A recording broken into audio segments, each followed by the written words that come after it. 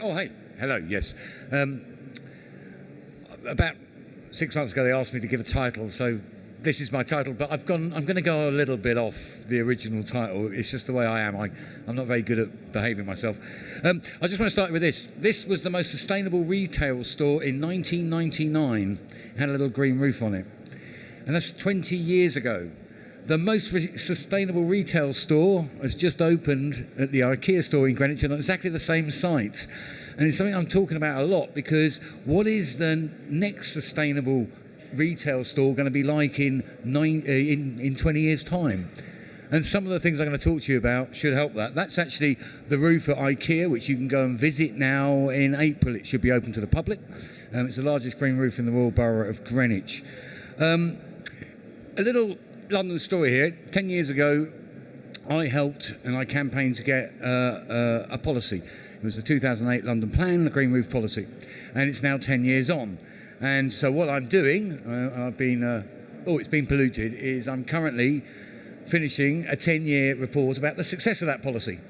And if you want to know more about that, you can sign up to our newsletter. It's supported by the Mayor, so it's another document that's coming out in the next few weeks. It's not actually a mayoral document.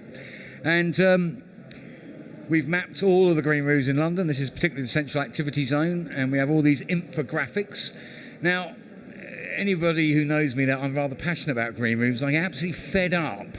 In The Guardian tells me how wonderful Toronto is and how wonderful Singapore is and how wonderful all the other cities in the world are. And if you look at that map, actually London is far more successful than most of the cities that I'm told are green roof capitals of the world. And you'll be absolutely surprised how many green roofs there are actually in London. And the total area will be published in that report in April. And it will be launched at UGIC, which is the European Urban Green Infrastructure Conference, which will be held at Here East. So I got involved because of a bird, and this is relevant to the wider green infrastructure story that I'm going to propose here. And through the London Plan, we managed to get green roofs designed specifically for biodiversity. This is up on Cheapside, and we get lots of wildflowers up there. These are not generic products, these are ecological designs. But what I've also been working with the Greater London Authority is, in the draft London Plan, the new policy is we'll have an urban greening factor. We won't have a green roof and wall policy, we'll have an urban greening factor, which will actually lead to probably more green roofs being installed, but that's when it actually goes live. And already the urban greening factor, which I can't go into details here, is already being used in such big developments like Old Oak Common, which I think you've been involved with as well, because you mentioned Park Royal and all that. But in my talk, I wanted to now get to where we're going to be smart about doing things on roofs. This is a bio-solar roof. It was a retrofitted solar panels onto a very poor green roof right by the Guildhall in the City of London. It's now covered in wildflowers, and it's actually producing enough electricity for Standard Chartered Bank to run their LED lights. Doesn't need tariffs because most of the businesses in London will use their electricity. However, what's very, very important is when we combine green infrastructure with other infrastructure, we need to actually be very, very smart, because there are many examples of this. And this is a very, very important example. This is where solar panels were more important than the green roof. And so solar panels run the story. Green roof was shoved around it to meet the planning condition. And what happened is the vegetation, which shouldn't be there, and that is wrong vegetation, took over, grew around the solar panels and completely stopped energy being produced.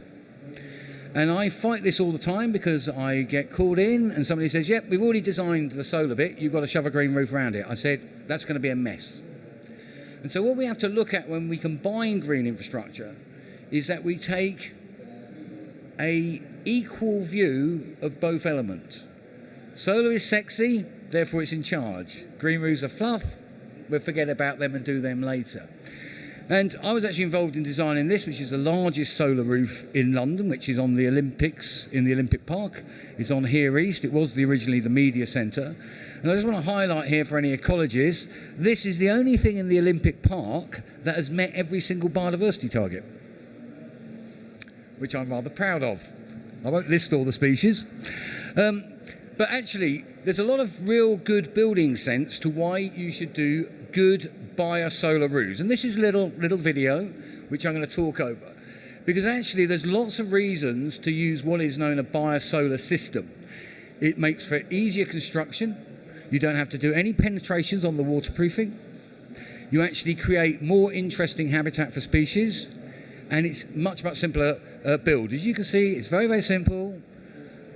Your solar panel legs come on your green roof drainage layer. You put those down. They're ballasted out by substrate, and you should have got me to do this. Yeah. Sorry, Peter. And you can see as it's going in. This was installed in November in Barnet as part of a planning condition on Noah's Ark. And I'm particularly interested in biodiversity. With my colleagues in Switzerland, we showed that actually if you're very smart, because water pours off the back of the solar panel, it pours off the front, and if you have the right device underneath it, it will draw the water underneath, and you can actually have the whole thing vegetated. And that is actually a proper biosolar roof. And you don't get problems with the vegetation cutting out the solar panels. So it's smart.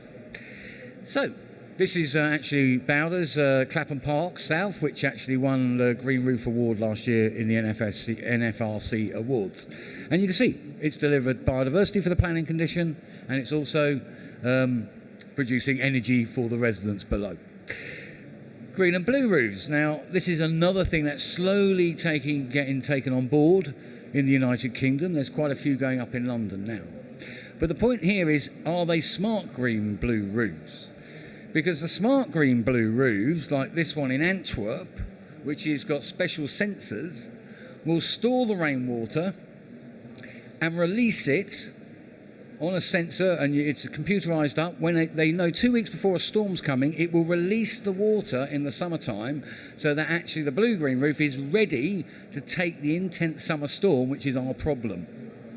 That is quite smart. And also Polypipe have this test station. They've already put a few green-blue roofs up in London. This is their testing modelling station, where they're recording every 2 minutes what is happening in the blue-green roof.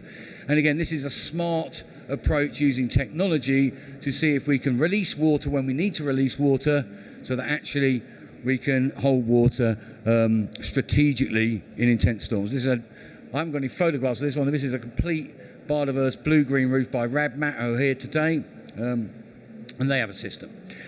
The other smart thing is, could we start sequestering carbon at green roofs, not through the plants, but through the materials that we use?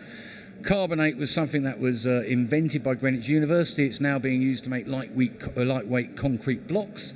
This is a substrate that has now been developed from carbonate, which actually, when delivered to London, will have minus 100 kgs of carbon dioxide, and the vegetation will grow. Can we be smarter by using smarter materials? And could we use cork? I've just found out we probably can't, so I'm going to skip over that one. I don't mind being proven wrong. If you've ever heard of a brown roof, I invented it, and I wish I never had. I want to talk about net gain, which should be on the slide there, but it's disappeared. And I'm going to highlight Berkeley Homes here, because they're the only one of the few property developers that has an aspiration for net gain. And net gain is currently at consultation with DEFRA. And so how can we actually make green roofs deliver net gain? And it's quite interesting. This is Woodbury Down up in North London. It is meeting net gain. And it's not only meeting net gain at roof level, it's also meeting net gain at ground level, because they've got rain gardens and all sorts of processes. And I was never involved in this roof, but I can't wait to go up on this roof in May. This is Goodman's Field, which is along Lehman Street on the boundary of Tower Hamlets and the City of London. A fantastic, very dense urban development with gardens designed by the London Wildlife Trust. Fantastic project, and it's net gain. And Kidbrooke Park, where I live nearby this, I walk through it every day, is another scheme that is also delivering net gain. So actually this is a developer that's taking this on board. So I might have been a little bit quick here, because I'm always worried about time, but what I would say is, let's make smart green roofs that deliver solar energy, they deliver net gain, they can sequester carbon, and they can also help with sophisticated water management. But that needs some thinking, and it doesn't mean just buying a product and shoving it up there and walking away, which happens too often, unfortunately, and I see it all the time. Thank you very much.